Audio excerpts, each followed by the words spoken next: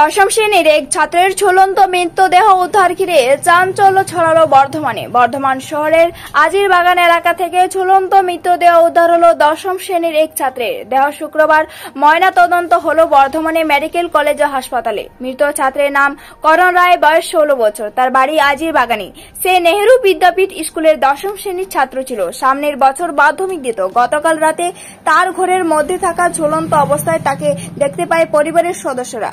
স্থানীয় মানুষের সহযোগিতায় তাকে ঝুলন্ত অবস্থা থেকে নামিয়ে বর্ধমান মেডিকেল কলেজ ও হাসপাতালে নিয়ে গেলে চিকিৎসকরা তাকে মৃত বলে ঘোষণা করে। তবে তার মৃত্যুর সঠিক কারণ বলতে পারেনি পরিবারের সদস্যরা। বাচ্চার নাম কি ছিল? করণ রয়। বাড়ি কোথায়? আজিরবাগানে। আজিরবাগানে, বর্ধমান আজিরবাগান। তো কি হয়েছিল কি? তাদের কিছু বুঝতে পারি না। কালকে বাড়ির লোক সবাই আমাদের একটা জন মারা গেছিল, ওখানে গিয়েছিলেন।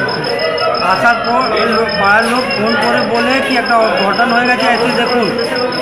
যা এসে দেখি বাড়ি ফাড়ি সব খোলা আছে।